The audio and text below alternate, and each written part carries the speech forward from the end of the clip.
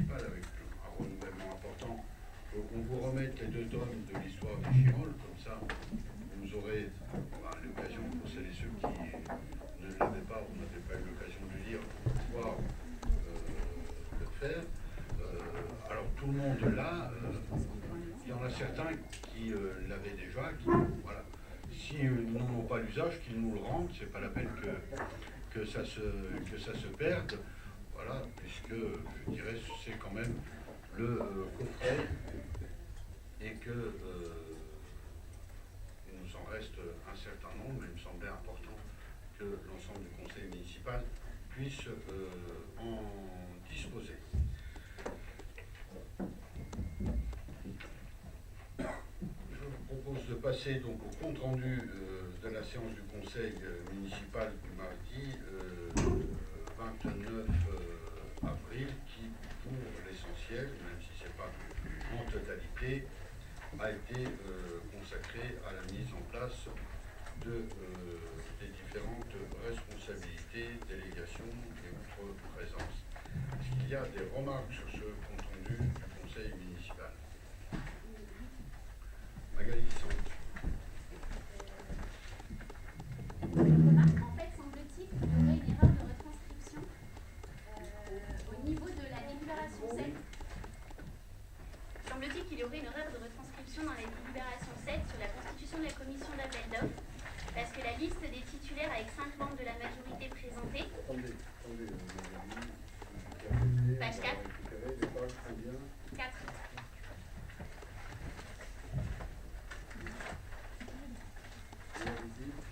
En fait, il y avait une liste de titulaires avec 5 membres qui ont été présentés par la majorité, et dans la liste des représentants suite au vote, il y a Madame Ravi-Laetitia qui ne faisait pas partie de la liste soumise au vote. Parce que elle n'est pas soumise au vote, puisque c'est la représentante du maire. Le conseil d'administration est présidé d'office par le maire ou son représentant. Voilà, donc Sylvette sera mon représentant au conseil d'administration du CCAS. À ce titre-là, elle ne fait pas partie, effectivement, des gens désignés, puisque elle le présidera. Le conseil d'administration du CCAS a été mis en place la semaine dernière, je l'ai mis en place. Voilà, l'ensemble du conseil d'administration était présent. Et pour la CAO, c'est Laetitia Ravi qui va la présider. D'accord. Voilà. Dans ce cas, du coup, il aurait fallu mentionner que c'était elle la représentante du maire lors de la commission d'appel d'offres. D'accord. Mais c'est voilà les raisons. Parce qu'elles sont présidées d'office par le maire ou son représentant. Et les autres sont élus par le conseil municipal. Très bien, d'autres remarques? Alors, il y avait, je crois que c'était pour, mais c'est une délibération qui va revenir tout à l'heure, qui concerne les commissaires titulaires et suppléants de la commission communale des impôts, où il y a un ajustement. Pas d'autres remarques? Allez-y. Vous ne faites pas les décisions municipales? Pardon? Si, mais justement, après, j'attends de finir, s'il y a des remarques ou pas sur le compte rendu et passer aux décisions municipales. Merci. Les impôts, c'est la 2. Pardon? Les impôts, c'est la délibération 2. Oui, non, mais j'ai dit qu'il y aura une délibération d'ajustement par rapport aux désignations qu'on a eues. Voilà, c'est pour ça que je fais référence à la délibération 2. Je ne veux pas être clair, mais vous m'en excusez. Donc, est-ce qu'il n'y a plus d'autres remarques? Le compte rendu, je mets le compte rendu droit, il y a des oppositions sur ce compte rendu. Des abstentions. Donc le compte rendu est adopté et je vous propose effectivement de passer aux décisions municipales. Il y en a un certain nombre. Alors la 2013 153, suite à un recours déposé devant la Cour administrative d'appel de Lyon par la société Fanas et Catalano contre le jugement du tribunal administratif de Grenoble par lequel elle fut déboutée de sa demande de dommages et intérêts en raison de l'opération de rénovation urbaine du quartier de Village 2, le cabinet Fessler Jorquera Cavaillés est mandaté pour défendre les intérêts de la ville. La 2013-190, suite au référé expertise déposé devant le tribunal de grande instance de Grenoble par Madame Valérie Miras, suite à un accident dont elle a été victime au stade nautique des Chirolles du fait d'une échelle, le cabinet Fessler Jorquera Cavaillés est mandaté pour défendre les intérêts de la ville. La 2013-192, suite à un recours contentieux intenté contre la ville devant le tribunal administratif de Grenoble par Madame Catherine Courade, demandant la reconnaissance de la responsabilité de la ville dans le conflit qui l'oppose au club de rugby des Chirolles, le cabinet Fessler Jorquera Cavaillés est mandaté pour défendre les intérêts de la ville. La 2013-196, dans le cadre des actions de la ville en direction des jeunes, un contrat de cession de droits d'exploitation pour l'organisation du spectacle Kaléidoscope le 6 décembre 2013 est conclu avec l'association du Côté des Étoiles pour un montant total de 500 € TTC. J'en profite pour faire un aparté pour les nouveaux au conseil municipal.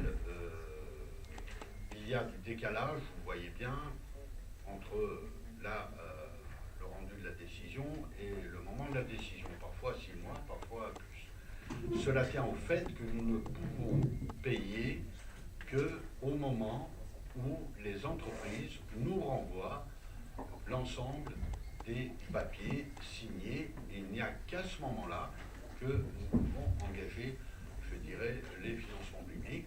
Et comme il y a du décalage qui s'opère pour tout un tas de raisons, voilà pourquoi vous avez des décisions municipales qui donnent parfois de 4 à 5 mois. Que les choses soient très claires pour tout le monde. Et de la même façon, vous avez la suivante qui est annulée et parfois reportée, c'est que les décisions municipales font l'objet d'un numéro qui est attribué aux services à leur demande, parce qu'il va y avoir une décision municipale.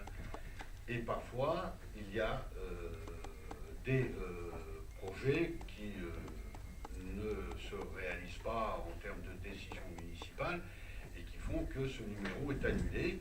Voilà, ce qui est le cas ici, alors qu'il a été attribué dans l'ordre. Et donc, on trouverait des décisions municipales, voilà, avec un numéro qui sont annulées. Voilà. Je tenais à préciser ça pour que chacun comprenne quel est, je dirais, le fonctionnement des décisions municipales, du décalage qu'il peut y avoir entre la décision et enfin l'action et le paiement de l'action. Voilà, ça tient au moment où les entreprises nous renvoient signer l'ensemble des bordereaux et pourquoi il y a des décisions qui sont annulées. C'est en fait des numéros qui étaient pris dans le listing et qui disparaissent parce que ça ne fait plus l'objet de décisions à prendre. La 2014-01,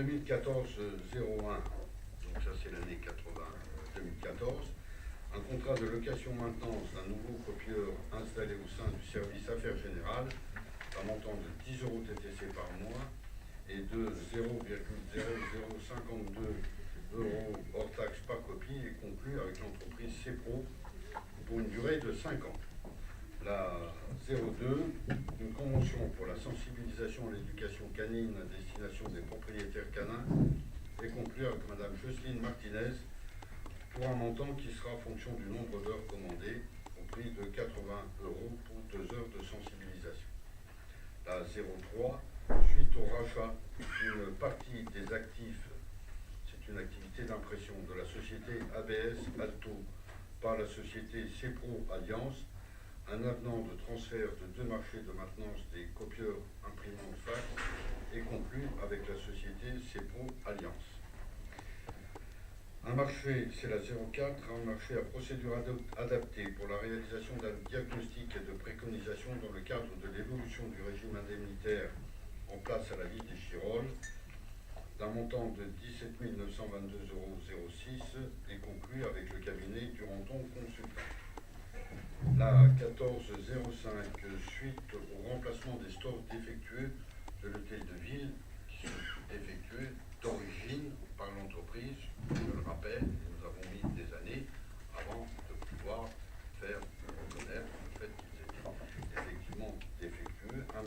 travaux complémentaires pour la mise en place de capots pour ces stores d'un montant de 43 519,38 € est conclu avec la société Eligol. En raison, la 06, en raison de prestations complémentaires imprévues, des avenants au marché à procédure adaptée pour les travaux de rénovation de l'école élémentaire Marcel David, intégrant les plus-values intervenues au cours du chantier, pour une augmentation de 2,16%, portant sur le montant du marché à 41 019,19 €, sont conclus avec les sociétés titulaires des lots. La 07, dans le cadre de l'exposition White présentée au musée Geoffal, qui a eu lieu du 16 janvier au 3 mars 2014, les frais d'hébergement de déplacement du photographe Éric Bourré, d'un montant total de 180 € TTC, sont pris en charge par la Ligue. La 08, un contrat de location-maintenance d'un système connecté de reproduction numérique au volume pour le service reprographie, d'un montant de 5 611,60 € par trimestre pour la location et pour la maintenance, de 3,99 € TTC pour 1000 copies noir et blanc et 47,84 € TTC pour 1000 copies couleur, est conclu avec le groupement Canon OC Financement pour une durée de 4 ans. Les 09 et 010 sont reportés. La 2014-11, dans le cadre de la réforme des rythmes scolaires, il y en a toute une série.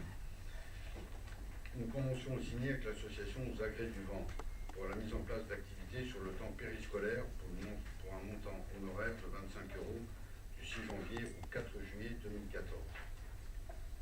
La 12, dans le cadre de la réforme toujours des rythmes scolaires, une convention est signée avec l'association Le Zèbre et la Licorne pour la mise en place d'activités sur le temps périscolaire pour un montant horaire de 33,85 € du 6 janvier au 4 juillet 2014. Avec l'association FCE, Football Club des Chirolles,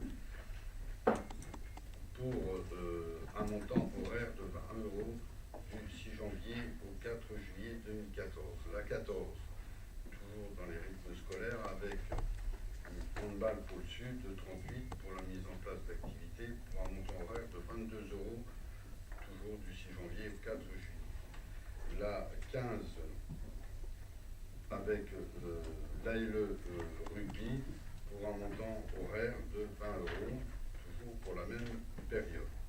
La 16 concerne les activités à tout sport vacances d'hiver 2014. Convention pour la mise en place de l'activité ski et snowboard pour les jeunes échirollois d'un montant de 160 € par vacation de 2h30 pour un moniteur et conclu avec l'école de ski français de Champs-Rousse.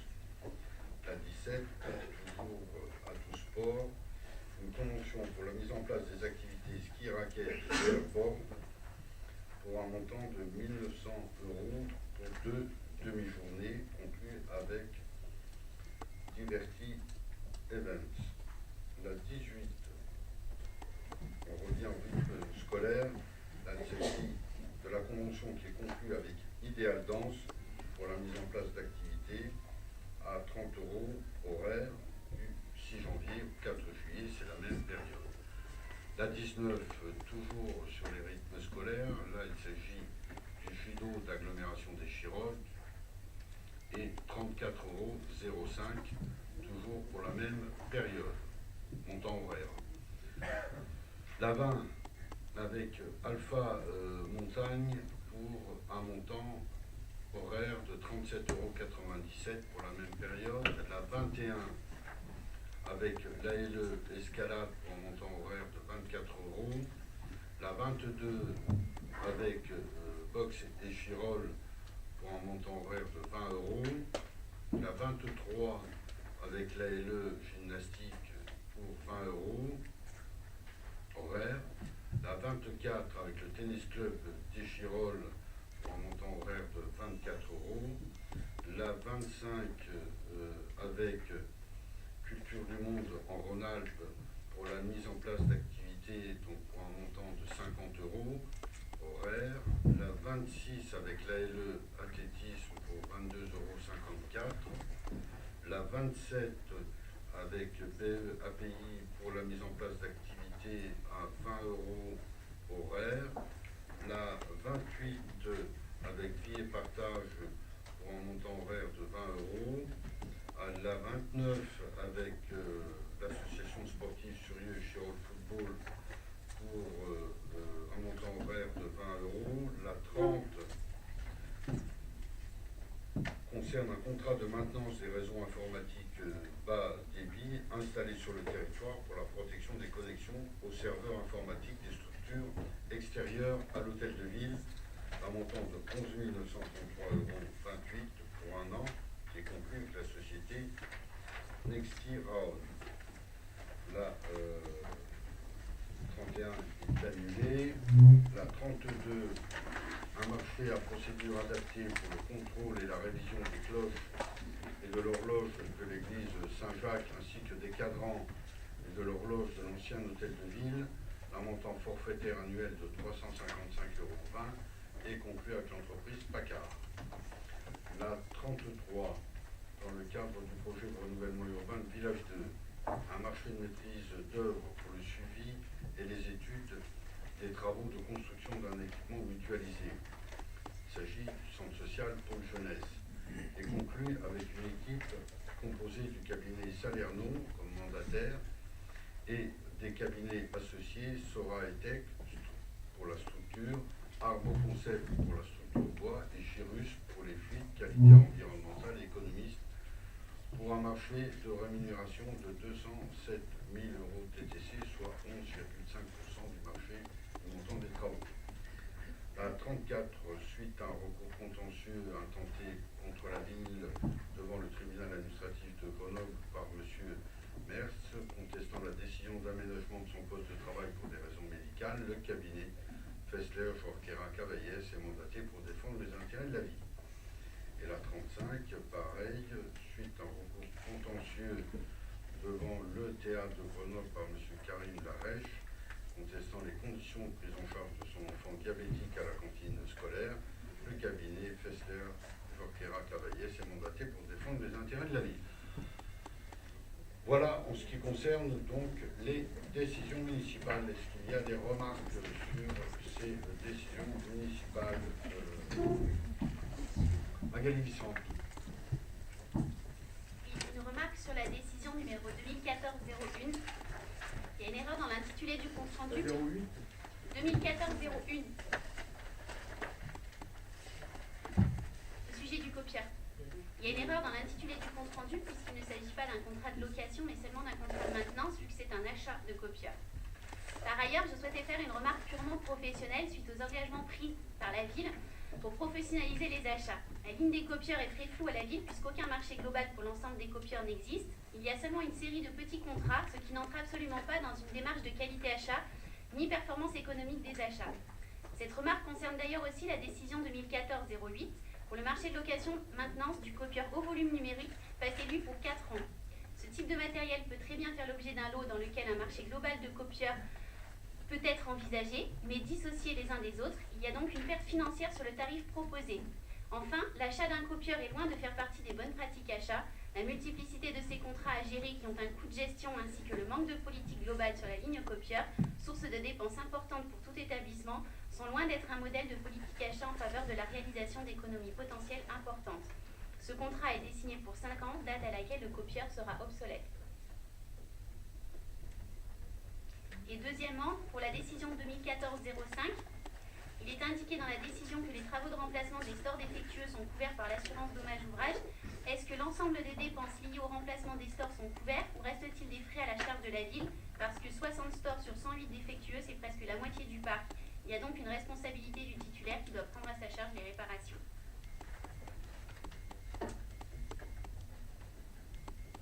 Bon, nous savons tous depuis le temps que Magali Vicente est une spécialiste des achats.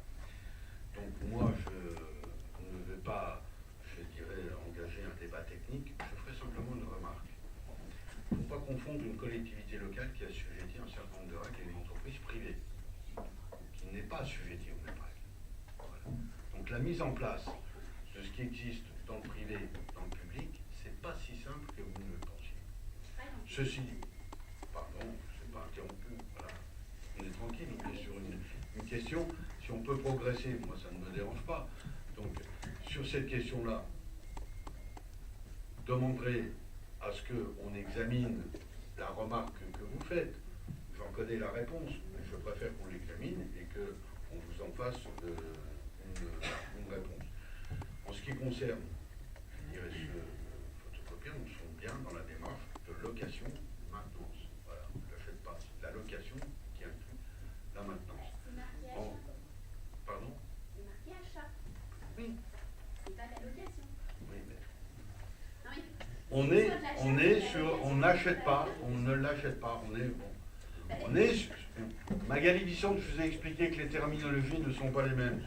Vous êtes sur la 2001, un contrat de location-maintenance d'un nouveau copieur installé au sein du service des affaires générales d'un montant de 10 € par an, voilà, pour une durée de 5 ans. On est bien dans une location-maintenance. Voilà, c'est pas écrit achat. Voilà. Alors c'est... La décision, ça pose problème. Oui, c'est sur la décision, mais la décision, c'est celle-là. On est dans un système de maintenance. C'est pour ça que je vous ai dit de location-maintenance. C'est pour ça que je vous ai dit, on va regarder, y compris par rapport aux autres remarques que vous faites, qui peuvent être éventuellement pertinentes. Voilà. Mais qui ne sont pas, je dirais, du même ressort lorsqu'on est dans des marchés privés et dans des marchés publics. Donc ça nous donne plus de contraintes dans les marchés publics. Concernant les stores, concernant la question des stores, j'y ai fait allusion tout à l'heure. Le remplacement des stores est entièrement payé par l'entreprise qui en avait la charge et qui, je dirais, a installé des stores trop fragiles et qui ont été défectueux. Je ne sais pas si certains ou certaines ont encore en tête le temps où on avait des stores qui étaient de travers. Donc, il a fallu attendre des années, parce que c'est comme ça dans le cadre des ce qu'on appelle les décennales, voilà, des travaux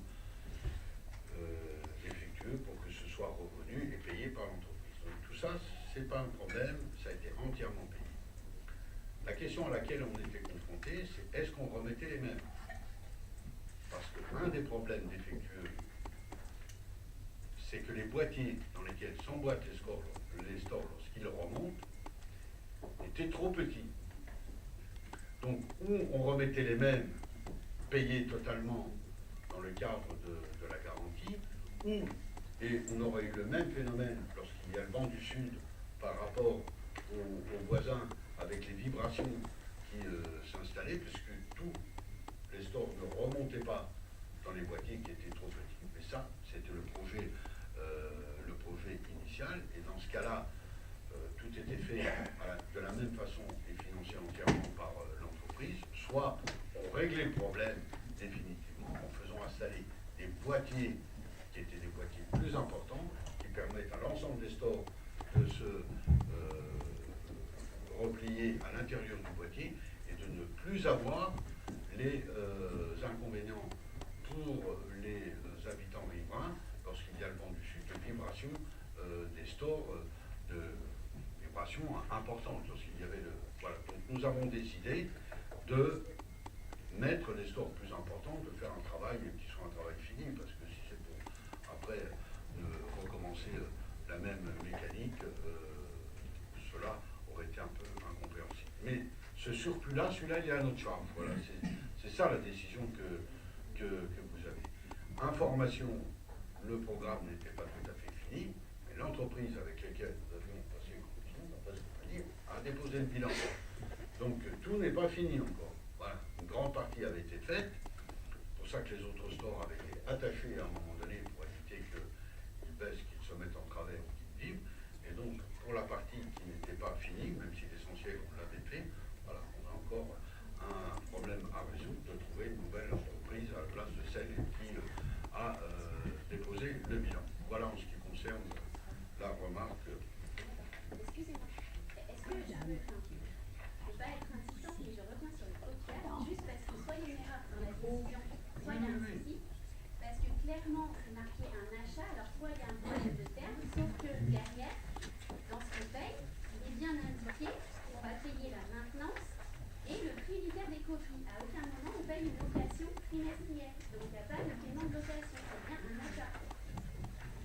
Mathieu, puis après, je vous proposerai de passer, même si c'est important.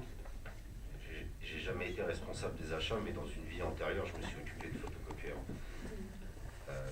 En fait, je pense que le problème de terminologie, il est dû à la reprise des contrats, à partir du moment où Kyocera, en fait, a été repris par CEPRO. Et on est dans le cadre de leasing, c'est-à-dire de location avec option d'achat. Et donc, il y a une redevance mensuelle, et intégrée dans le coût copie, en réalité, il y a le leasing, et donc, y compris, il n'y aura pas d'obsolescence du matériel, puisque, comme c'est évident, puisque c'est un leasing, il est remplaçable. Et à partir du moment où il est remplaçable, c'est dans les futurs coûts copies du futur contrat que seront intégrés, d'un certain point de vue, le remboursement de la part d'achat pour le futur matériel, comme ça marche dans le cadre de tous les leasings. Donc je pense que c'est juste un problème qui est un problème de terminologie, mais il s'agit bien d'une location, et le coût copie comprend, entre guillemets, en plus de la redevance de 10 € par mois, ce qui est dû à l'achat et ce qui est dû à la copie elle-même. Voilà. Il n'empêche que... Pardon. Monsieur Lebel. Qu'on ne passe pas une heure sur une question... non mais comme voilà. Tout le monde parle de ce qu'il ne connaît pas, je vais alors, en parler aussi. Alors donnez-nous la parole de quelqu'un qui connaît. Voilà. Qui n'y connaît rien. Plaisir, Magali. Non, en fait, la décision, elle concerne le contrat de maintenance du photocopieur qu'on a acheté. Donc, on achète bien le photocopieur. Ensuite, il faut bien le maintenir en état, ce photocopieur, et ce contrat de maintenance est fonction du nombre de photocopies. Parce que si vous faites 200 photocopies par mois ou 5000 photocopies par mois, il est bien évident que la maintenance de l'appareil n'est pas au même coût. C'est bien pour ça que dans la délibération apparaît que le coût de la maintenance est bien lié au nombre de photocopies. C'est pourquoi on ne paye pas la photocopie, on paye la maintenance à équivalence du nombre de photocopies qui est faite sur le copieur. Écoutez, les trois, on va arrêter là-dessus. On ne passe plus la parole à personne, parce que ça va, on va faire un débat de 2 heures sur un truc, chacun le prend par un bout, à la sortie c'est la même chose, mais chacun a sa lecture. Voilà.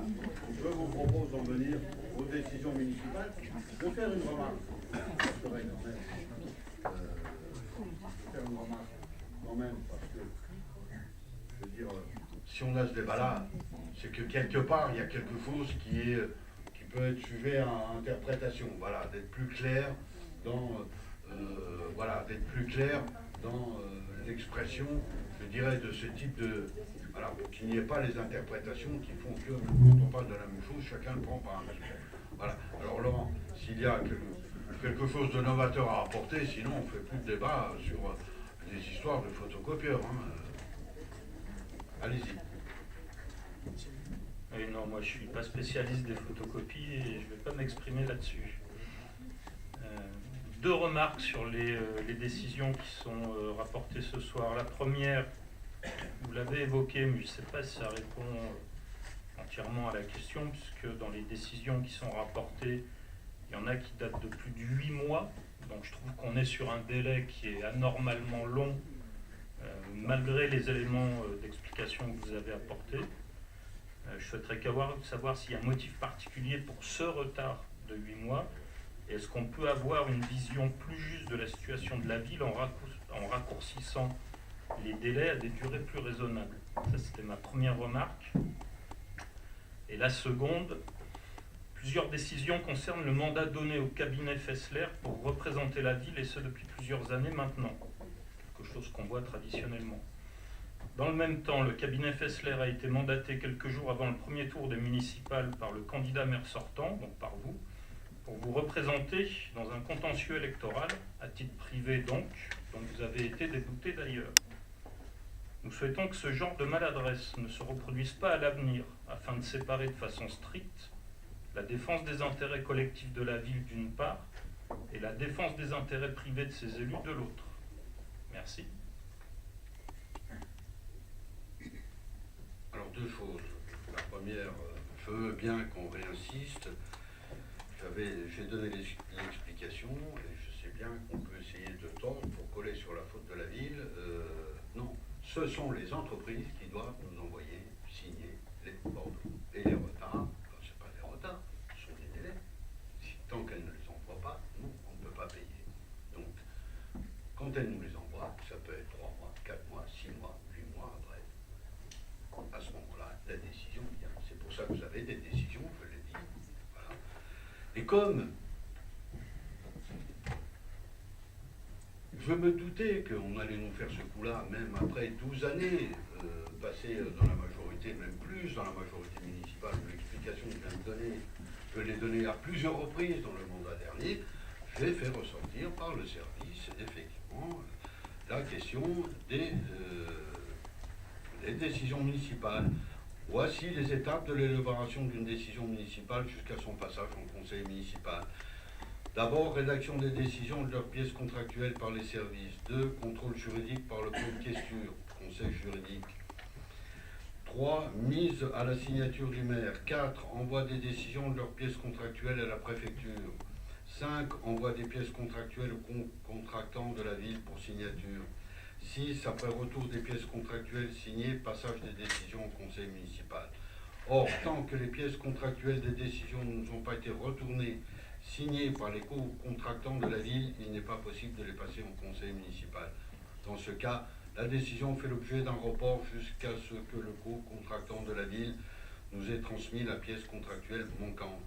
De plus, certaines décisions sont parfois annulées, soit parce que le service qui a demandé le numéro de décision ne l'a finalement pas utilisé, soit parce qu'une autre décision a annulé et remplacé une décision déjà rapportée devant le conseil, souvent en raison d'une erreur dans la décision. Voilà. Vous avez, j'espère, cette fois-ci, l'explication claire, nette du fonctionnement et des numérotations des décisions municipales pour le mandat. Voilà. Donc il ne s'agit pas d'une amélioration de la ville, ni d'un retard je dirais provoqué par la ville, mais bien le fonctionnement normal et bien entendu des contractants. Sur la question du cabinet Fessler, d'abord une remarque, nous n'avons pas été déboutés. Nous n'avons pas été déboutés, je regrette. Non, on va pas refaire le débat d'une campagne électorale. Nous avions effectivement demandé et la décision qui a été prise, c'est la décision que nous attendions, que nous savions, que tout le monde sait, c'est que le tribunal se déclare incompétent, et il s'est déclaré incompétent, il a renvoyé devant la juridiction qui est celle du tribunal administratif que nous n'avons pas saisi, que nous n'avons pas voulu saisir, et que nous ne saisirons pas parce que, voilà, mais nous avions voulu effectivement marquer publiquement cette question-là. Donc, je dirais, les mots ont de l'importance dans ce type d'action. Et le cabinet Fessler, il est parfaitement en droit de défendre aussi bien une ville que de défendre des particuliers, que de défendre tel ou tel parti politique qui le saisit. Je ne vois pas en quoi la question de saisir tel ou tel cabinet d'avocats peut être, je dirais, dommageable au regard du fait que parfois il agit pour le compte de la ville, pas que de la ville des Chirons, d'ailleurs pour d'autres villes de l'agglomération, voilà, et que en l'occurrence, on l'a saisi pour une affaire, je dirais, de campagne électorale. Voilà. Je vous propose d'en venir aux délibérations. Et la délibération numéro 1, qui est une délibération que nous avions déjà passée, mais dans laquelle il y avait une erreur, puisqu'elle concerne cette délibération, la mise en place des commissions, puisque la commission, les questions des déplacements dans la délibération que nous avions adoptée se trouvaient par erreur dans la commission aménagement, renouvellement urbain, implantation d'activités, économie, habitat, logement, au lieu de se trouver dans la commission développement durable, qualité du patrimoine bâti et des espaces publics et déplacements. Donc, cette délibération elle permet de rectifier cette erreur et de bien mettre la question des déplacements dans la commission développement durable, qualité du patrimoine bâti, des espaces publics et des déplacements. Voilà quelle est l'appellation de cette délibération. Et donc il n'y a pas d'autres modifications. Si vous le souhaitez, je peux rappeler comment sont composées les commissions. La première, c'est la commission finances, commande publique. La deuxième, commission aménagement, renouvellement urbain, implantation d'activités, économie, habitat, logement. La troisième, commission développement durable, qualité du patrimoine bâti, des espaces publics et déplacements. La troisième, commission éducation, culture. Après, la commission sport, jeunesse, prévention, insertion, emploi. Et puis la commission politique de la ville, vie des quartiers, démocratie locale, vie associative. Voilà la composition des commissions dans lesquelles tout le monde est représenté. Voilà quel est l'objet de cette délibération. Est-ce qu'il y a des remarques, Alexis Joly? Oui, monsieur le maire, chers collègues, vous l'avez tous remarqué, monsieur le maire, vous me l'avez signalé la fois précédente, de l'absence de représentation du groupe du Front National à la commission finances et commande publique. En fin de compte, ça résulte en réalité d'une erreur de notre part que nous souhaitons corriger ce soir, puisqu'une nouvelle fois aujourd'hui, nous procédons à un vote à main levée. Donc nous proposons un amendement à cette délibération dans laquelle le groupe Front National serait représenté, comme la loi l'autorise, en désignant M. Mongo Chemati, donc à la commission finances commande publique. Je vous remercie. D'autres remarques sur cette délibération? Pour que les choses soient très claires, vous vous souvenez, je vous avais interrogé pendant le conseil municipal, savoir pourquoi vous n'aviez pas fait acte de candidature dans cette commission-là, et vous m'aviez répondu que vous ne souhaitiez pas. Donc moi, j'avais pris acte de cela. Aujourd'hui, vous intervenez pour demander s'il y a possibilité d'intégrer cette commission au même titre que les autres commissions. Donc voilà, il y a le conseil municipal, on a la possibilité d'amender. Moi, je n'avais aucun problème pour que l'ensemble de l'opposition soit représenté dans chaque commission. Donc je vais mettre au voie au conseil municipal l'amendement à cette commission, à savoir que vous soyez représentés dans l'ensemble des commissions, y compris dans la commission des finances. Moi, je n'ai aucune crainte sur cette question-là.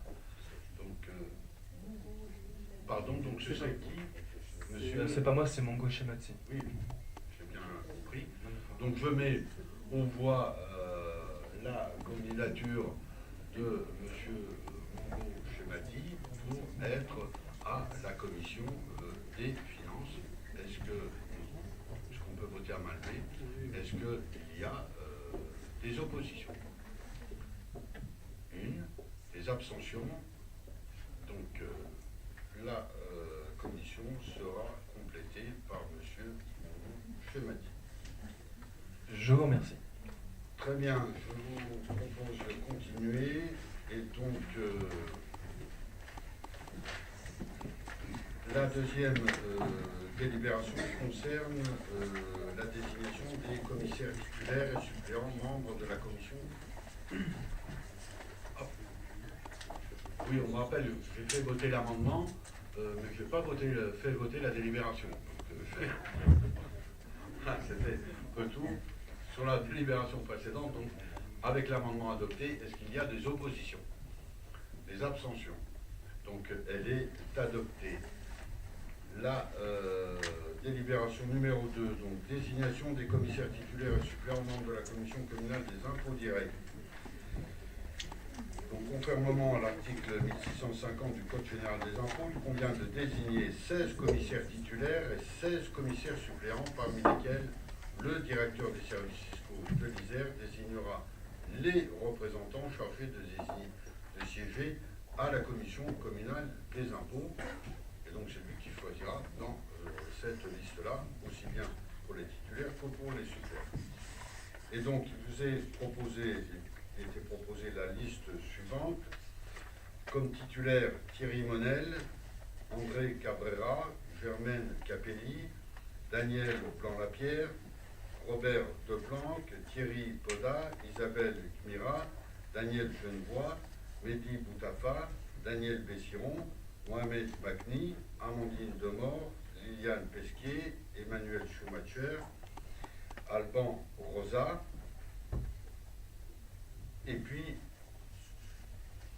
les suppléants, Amar Benguedouard, Émilie Marche, Amandine Fefour, Valérie Choupal, Anas Boualali, Antar Labio, Tarek Mandouche, Gérard Terrier, Brahim Nahami, Michel Loisé, Gilbert Rabatel, Monique Pérez, Armel Estève, Moussefa Nasra, Claude Farge, et puis nous avions écrit au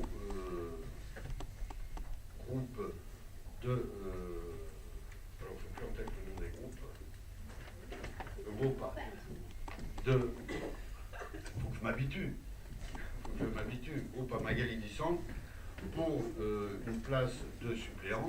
Elle nous a effectivement répondu en proposant la candidature donc, de Madame Désiron Geneviève. C'est pour ça que dans la délibération, elle est rajoutée.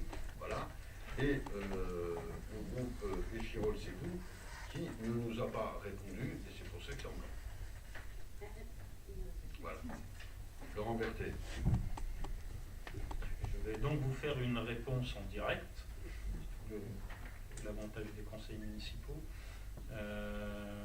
En 2 points. D'abord, on regrette que la représentativité des différents groupes ne soit pas mieux prise en compte, puisque même s'il y a une ouverture qui est faite en intégrant dans ces listes des représentants de l'opposition, on est quand même loin du score qui a été exprimé par les Échirolois lors des élections municipales.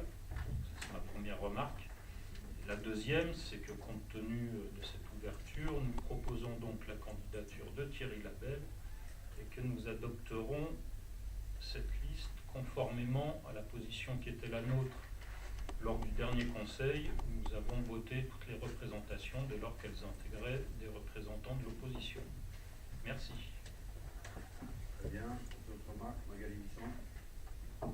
Alors moi du coup j'ai un amendement aussi puisque une place de titulaire a été proposée au groupe Échirol, c'est vous. Du coup j'espère qu'on aura un accord favorable comme le précédent amendement et que l'ensemble des groupes d'opposition seront présents sur la liste des titulaires, que Madame Désiron passe donc de la place de suppléant à titulaire si possible. Merci. Alexis Joly. Mes chers collègues, donc je constate cette fois-ci que vous avez la majorité a décidé d'une dose de représentation de l'opposition. Bon, par un seul membre, c'est déjà pas mal. Alors bon, je ne savais pas quelles étaient les ententes que vous avez pu avoir avec l'UMP ou d'autres, mais je constate que vous avez en quelque sorte chassé le groupe du Front National, parce que nous on n'a pas reçu de courrier, on n'a pas reçu de demande pour rejoindre cette commission. Donc j'aimerais bien déjà avoir une réponse à cela tout d'abord. Voilà. Ceci étant, je suis certain qu'il ne vous a pas échappé que c'est le Front National qui s'est placé en tête de l'opposition aux municipales dernières, municipales précédentes, oui. Et tandis que tous les autres mouvements se sont fait ratatiner dimanche dernier aux européennes, le Front National est arrivé en tête dans la majorité des bureaux de vote d'Échirol. Par conséquent, je vous demande à juste titre que le Front National soit représenté par moi-même parmi les membres de cette commission. Je vous remercie. Merci. On va essayer de reprendre marche. C'est pas la peine d'épiloguer là-dessus. Il a fallu attendre le conseil municipal, mais nous sommes habitués. Donc je vais mettre aux voix. Est-ce qu'il y a des oppositions? Voilà, très bien. Il n'y a pas de problème. Donc on compte 3, 3, 6 et 2, 8. 3, 3, 6 et 2, 8. On remarquera quand même la connivence entre l'intergroupe et puis la majorité, en excluant le Front National qui représentait 23% des électeurs. Mais vous l'avez voté ensemble. On est l'opposition en même temps, il faut savoir un peu Attendez, on va pas commencer à polémiquer sur ce genre de truc. Très bien. Est-ce qu'il y a des abstentions? 23% des électeurs quand même, ils sauront que vous nous avez chassés. Monsieur Joly, nous on vous a chassé de rien du tout, la poste. Bien sûr, sauf celle-ci, visiblement sauf celle-ci. Donc nous voterons contre toutes les prochaines désignations de représentants. Merci. Il y a d'autres remarques? Les oppositions, les abstentions, elle est adoptée. Ah, pardon. Abstention. Opposition. Donc, abstention 3, 6 et 2 abstentions. La délibération numéro 4, désignation du représentant. 2, les abstentions 6. La 5, désignation du représentant du conseil municipal au sein de... Conformément à la règlement thermique Grenelle Environnement 2012, appelé RT 2012, des tests de perméabilité à l'air ont été réalisés. C'est quelque chose de tout à fait habituel quand on veut avoir un bâtiment performant. Ces mesures d'infiltrométrie sont indispensables pour se garantir de la performance énergétique effective des bâtiments résidentiels et tertiaires. Afin de respecter les délais d'exécution de travaux, la ville a dans un premier temps assuré le paiement de la prestation d'un montant de 1 139,95 € avec pour objectif dans un second temps de refacturer l'intervention aux entreprises concernées par cette mission. Il s'agit donc de 7 entreprises, vous avez les noms qui sont cités dans la délibération, et ce soir il vous est proposé de répartir le remboursement de la somme initiale en 7, et ça correspond à un coût de 162,85 € TTC par entreprise. Voilà, donc là aussi vous avez dans cette délibération la demande de remboursement telle qu'elle est désignée. Merci. Merci. Les remarques, les oppositions, les abstentions, elle est adoptée. La 34, convention d'affiliation du dispositif ACAF avec de la CAF Pierre Lavrier. Oui, les services municipaux organisent des séjours et sont donc organisateurs de séjours. La CAF, la Caisse d'allocation familiale de l'Isère, a mis en place un dispositif visant à soutenir les familles les moins favorisées dans le financement donc, de séjours de 4 nuits au minimum. Ce dispositif s'adresse aux moins de 16 ans et donc il s'agit dans cette délibération de conventionner avec la CAF de l'Isère, la Caisse d'allocation familiale, afin de pouvoir faire bénéficier la ville de ces subventions dans le tableau de quotient familial que vous voyez, tableau traditionnel, donc de 180 à 80 € pour les quotients qui vous sont présentés. Il s'agit, ensuite on a les contreparties habituelles, vérification, évaluation de la part de la Caisse d'allocation familiale. Et donc il s'agit de conventionner pour pouvoir bénéficier de cette aide et de valider la convention d'affiliation avec le dispositif VACAF-AVEL, aide aux vacances enfants locales. Voilà, monsieur le maire, chers collègues. Merci. Les remarques sur cette délibération, les oppositions, les abstentions, 2 abstentions, et les adoptés. La 36, attribution du fonds constitutionnel, la rendue italienne. La 35, l'association du village des Chirolles pour l'organisation du marché de Noël, Amandine de Noël. Oui, l'association du Vieux Village Échirolles, présidée par M. Jacques Farbos, organise chaque année depuis l'année 2000 le marché de Noël sur le site de la Franche Verte à Échirolles. Cet événement important pour la ville constitue un temps fort d'animation populaire et festive reconnu sur l'ensemble de l'agglomération grenobloise. Dans le cadre du budget 2014, une subvention de 30 700 € a été votée pour permettre à l'association du Vieux Village de mettre en œuvre cette manifestation. Compte tenu de ce montant et conformément à la loi du 12 avril 2000, la contractualisation de l'engagement des deux parties nécessite une convention d'objectifs. Par ailleurs, et bien que le domaine public soit mis à disposition de l'association gratuitement, il convient de fixer les droits de place qui seront perçus par les services de la ville auprès des exposants. Il est proposé de fixer ces droits à 10 € par exposant pour les 2 jours de la manifestation.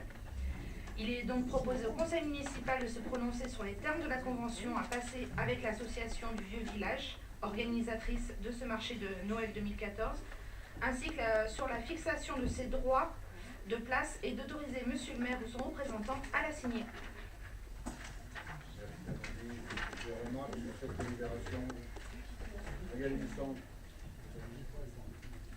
j'espère que vous voulez la remettre sur la place des 14 ans que l'association du Vieux Village organise le marché de Noël de la ville. En 14 ans, Échirolles a évolué, s'est transformé, s'est développé, et le marché de Noël est resté au Vieux Village, tant sur le lieu qu'à l'association. Or, une ville qui innove doit savoir s'adapter. Nous souhaitons nous adresser à monsieur le maire et les membres de la majorité ce soir pour vous demander de bien vouloir remettre en question cette organisation et cette subvention qui n'est plus du tout en accord avec la situation de la ville. Noël est une fête de famille, synonyme de rassemblement et de partage. La ville se doit, au travers de son organisation, de profiter de cette période pour rassembler autour de cette festivité. Rassembler les associations, les commerçants, les habitants et les enfants autour d'un même projet. C'est notre conception du marché de Noël, mais pas que, celle aussi des habitants. Car il ne faut pas oublier que le vieux village est inaccessible en transport en commun et n'est pas à la portée de tous les enfants et toutes les familles de la ville. Que la plupart des exposants ne sont pas échirollois alors même que nous avons dans nos associations des exposants volontaires, peinture sur soie, couture, atelier bois, etc., des artistes amateurs mais pas seulement, ainsi que des commerçants prêts à s'investir et des enfants volontaires pour présenter des réalisations. Le rôle de la ville est de soutenir dans le cadre de sa politique du bien vivre ensemble, le projet commun vers un marché de Noël unissant l'ensemble des acteurs de la ville. Que chaque association puisse profiter du bénéfice du marché tant sur le plan humain que financier. Parce qu'il est inconcevable aujourd'hui qu'une association puisse se prévaloir de l'exclusivité du marché de Noël et qu'elle le conçoive comme un bien qui lui appartient, comme c'est le cas au travers du discours tenu par certains de ses membres. Il n'est pas trop tard pour en changer le mode de fonctionnement et l'améliorer au fil des ans. Nous demandons donc à la majorité, dans l'intérêt des Échirollois et le respect des associations de la ville et de ses commerçants, de bien vouloir revoir l'organisation du marché de Noël et stopper l'exclusivité de 14 années à l'association du Vieux Village. Cette association doit savoir faire preuve d'ouverture d'esprit envers ses confrères et partager. Par ailleurs, nous demandons le bilan financier de l'année 2013. Merci. D'autres remarques? On n'a pas, je vais faire une petite remarque sémantique sur laquelle il faut qu'on soit clair. Nous n'avons pas donné l'exclusivité du marché de Noël à l'association du Vieux Village. Le marché de Noël est une création de l'association du Vieux Village. Oui, mais Magali, prenez l'habitude d'écouter. C'est une création de l'association du Vieux Village.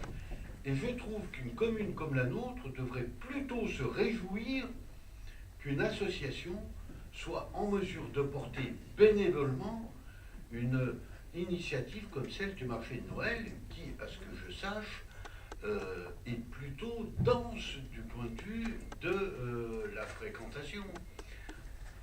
Donc une initiative qui marche, qui s'améliore, qui s'enrichit chaque année. Il suffit de le voir et de voir l'investissement des dizaines et des dizaines de bénévoles qu'il y a dans cette association. Alors, au lieu de casser ça, continuons à l'encourager. Voilà, continuons à l'encourager. Il y a une mouche volante, un drone, voilà, il faut se méfier. Continuons à l'encourager. Je veux dire, et à la ville, ça coûte quoi? 30 000 euros. 30 000 euros location de matériel et tout, puisque avec leur budget, et vous voulez regarder les comptes de l'association du marché de Noël, plutôt, il n'y a aucun problème. Les 30 000 euros servent en même temps à l'association comme subvention pour le marché de Noël, servent à louer l'ensemble des stands qui sont là-bas, toutes les activités. Voilà. C'est, au regard de l'initiative, c'est minime au regard de l'initiative. Initiative dans laquelle il y a des centaines d'enfants qui viennent de toute la ville. Il suffit de regarder les files qu'il y a pour voir le Père Noël, et le samedi et le dimanche. Alors, où on ne vit pas la même fête de Noël, où vous n'y allez jamais, où vous avez une vision de la ville, qui est une vision de la ville, je dirais,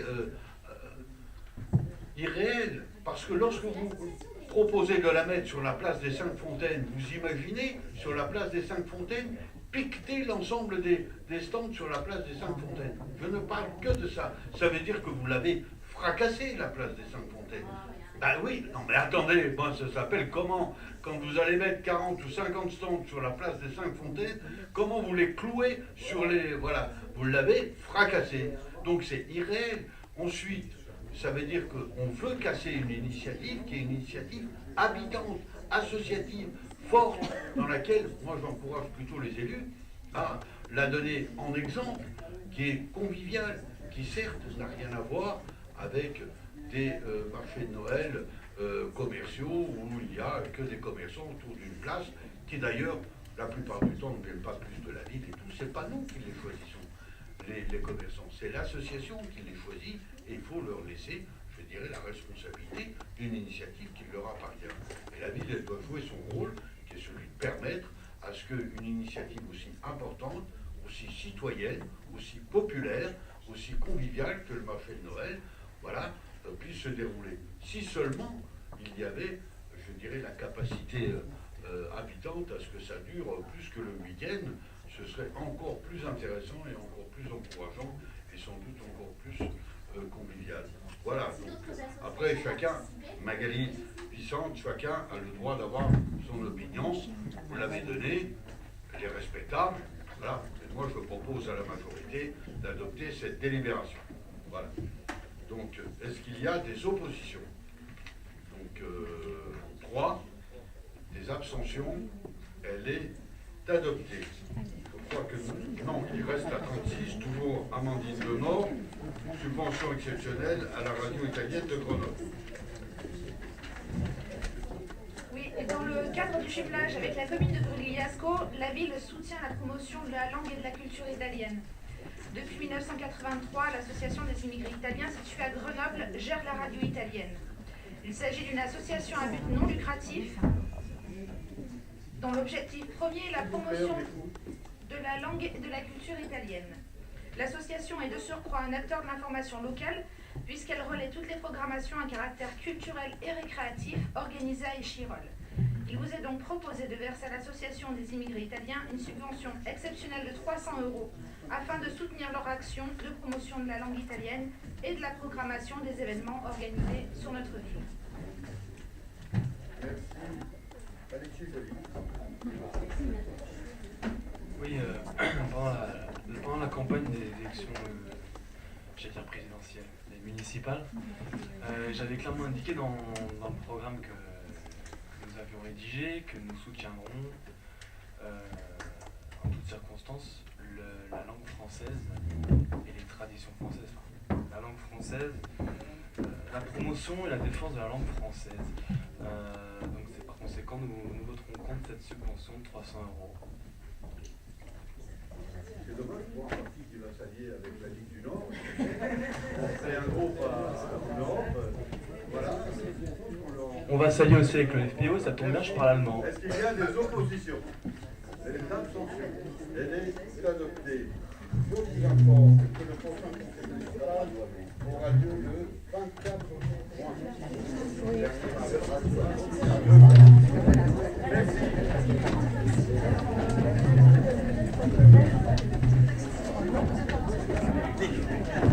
Remarque, c'est très bien.